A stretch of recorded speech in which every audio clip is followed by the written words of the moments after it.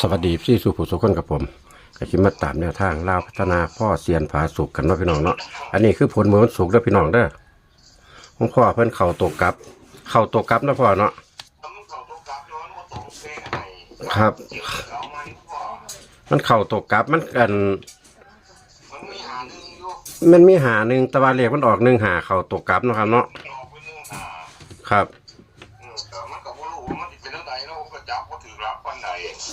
ครับแต่พ่อก็บอกว่าบนล่างไปกลับเนาะ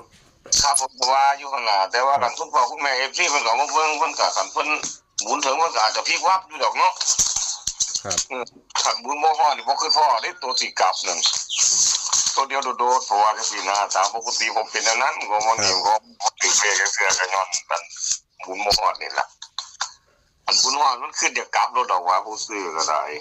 บ่ทุกประตูรถดอกนี่หมุนบ่ฮอดเดี๋ยวนี้เอาใหม่ผมก็พร้อมแล้วบ่นี่ยังอยู่ครับมันได้เขียนวันที่อยู่โอ้เขียนดอกคุณพ่อผมก็บ่ฟ้าวดอกแต่ว่าคันคุยกับโดนแนวโทรศัพท์ผมมักอยากตัดเลยคุณพ่อบ่เป็นหยังครับเดี๋ยวผมโทรกลับก็ได้แต่โทรศัพท์ผมตัดแสดงว่ามันเขาให้เวลานี่นะ8-9 นาทีนึงอ่ะนะจะเป็นอะไรซิมผมเนาะบ่เป็นหยังครับอันขั้นดับเดี๋ยวผมโทรกลับก็ได้ครับ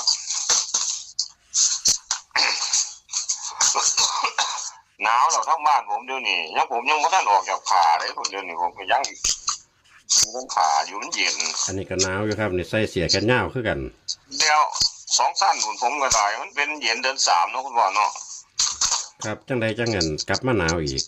มันตามปกติมันก็กันฝนบ่มาตกใส่คงสิบ่หนาวบ่เย็นลงดอกว่ามันร้อนแล้วเนาะว่าหั่นครับร้อนว่ามันก็ร้อนคักโพดร้อนจนได้อาบน้ำ2 เทื่อ 3 เทื่อเว้ยวันแล้วกลับมาเย็นอีกก็ร่างกายบ่แข็งแรงแน่ก็จะเจ็บจะไข้อยู่แล้วเนาะคุณพ่อครับมันลบเร็วแหมเพราะมันเดี๋ยวฝนลบร้อนลบหนาว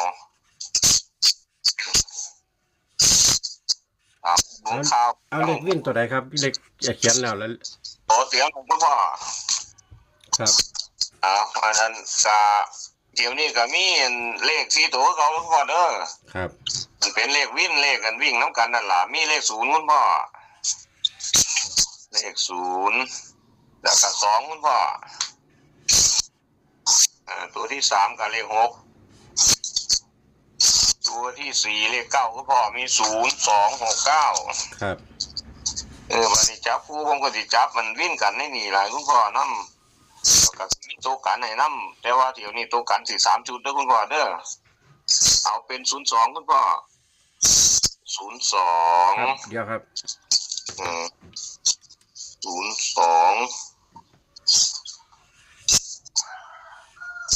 ตัวที่1 02แล้วก็ตัวที่2ก็06คุณพ่อ02 06 09ตามตัวนี้เนี่ยก็26คุณพ่อ26แล้วก็29 69 2969แล้วก็นี้คุณพ่อวงกลมเลขโต69ผมเนี่ยคุณพ่อ69กับ26นะคุณพ่อเด้อครับอันนี้ก็เอาเป็นตัวกันเนี่ยตัวกันนี่มันที่เป็นเลขเบิ้ลนะคุณพ่อเด้อมี3 จุดมันที่เป็นเลขเบิ้ลอยู่2 จุดแล้วก็เลขไอ้น้องอยู่จุดนึงมี88คุณพ่อ88ครับแล้วก็89คุณพ่อ99มี3 จุดนี่ล่ะ88แล้วก็89เนาะครับเนาะ88แล้วก็89แล้วก็99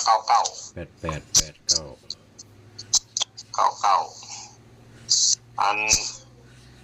ที่ก็สิสงสัยว่ามัน8มันคือใส่เนาะปฏิว่าเนาะยัน9นี่มันลดแต้มลงเป็น8แล้วมันลดแล้วมันยันมันเบิ้ลนะคุณพ่อเพราะผมไล่ย้อนหลังเบิ่งหลายเดือนแล้วกันวันที่9 10 11นี่มันมักสิเบิ้ลนะครับขันมันยังอยู่คงตัวมันก็สิเป็น99ตอนนี้นะตอนที่ผมจับ88ให้เด้อบัดนี้ก็เอาผมนี่จับ3 ตัวให้จัก3 ชุดเด้อคุณพ่อเด้อครับมี995คุณพ่อ95ก็996คุณพ่อ 996997คุณพ่อ โอ้มีแตะเก่าตัวนี้ครับนี่ ผมมันตามทำลายมันเบิ้ลแหมในสูตรที่ไล่ออกมามันก็เบิ้ลแหมก็มันนี่ก็เลยเป็นเบิ้ลเลขสูงบ่หรือมันสิจังไดก็บ่รู้หรอกวะคุณบอกเพราะว่าจะลืมว่าเก่าคู่กับ4เด้อคือเมื่อกี้นี่เนาะเดี๋ยวผมสิทุนหลังให้จังน้อยๆเนาะคุณบอกเนาะอาศัย FC เพิ่นฟังเพิ่นแล้วมันสิเข้าใจในสูตรผม ครับ นี่ผมให้เป็นเลขวิ่งอยู่5 6 7 8ผมก็ย้ำอยู่ตลอดว่า5กับ0ตัวเดียวกัน6กับ1ตัวเดียวกันวันนี้7กับ2ตัวเดียวกัน8กับ3เป็นเลขตัวเดียวกันวันนี้เวลามันออกมาคือมันนี่มันกับ0มันกับตัวเดียวกันแล้วก็เนาะเลขมันออกมา4 4 5 2 1 5นะสังเกตเด้อมันเป็นจังไดบัดนี้1มันมาแนวใดเนาะก็คือ1คู่กับ6นี่เลขอยู่นี่นั่นมันมีตัวหลุดไปมันเหลือเลขอยู่แค่เลข4เลข5เลข2เลข1เนาะ4มาแต่ไสบัดนี้4คือ5มันลดแต้มลงเป็น4นะคุณพ่อ ครับ แต่ว่านี่1มันจะใส่กันนี่ละ6มันเป็น1เป็น6นี่นะมันก็เลยมาออกวนด้วยกันอยู่ในนี่แล้ววันนี้2อยู่ไส2กับ7นี่เด้นะคุณพ่อแต่ว่าคันจับแล้วกันสมมุติว่ามัก7 2จังซี่บ่หรือว่ามัก2อีหยังสิมันก็สิมีตัวแฝงออกไปในนิดๆนำกันนั่นล่ะนะเป็นซื้อเป็นตัวรองนะว่าเอาเลขเป็นตัวรองงวดนี้ก็เลขอยู่นี่มีเลขตัวที่สิเขามาพาเขามีเลข5เด้อคุณพ่อเด้อ ครับ ก็เลข7แล้วก็เลข1แล้วก็เลข4ซุมนี้มันมาแต่ไสมาจาก5กับ0ตัวเดียวกันนั่นล่ะคุณพ่อแล้วใน7มันมาแต่ไสมานำ2เพราะว่า7กับ2ตัวเดียวกันมาที่1มันมาแต่ไสมันมานำ6เพราะว่า6กับ1ตัวเดียวกันเด้อคุณพ่อเด้อวันนี้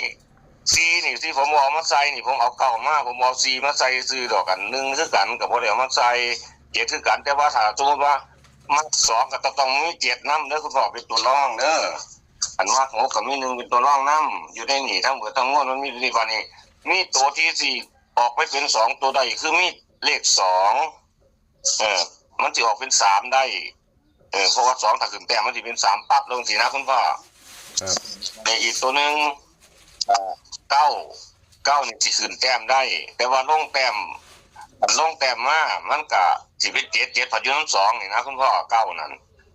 สรุปแล้วเลขที่สี่มีตัวเขามาพาอยู่นี่มี3มี8 3มันสิขึ้นยันมันขึ้นแต้มนะ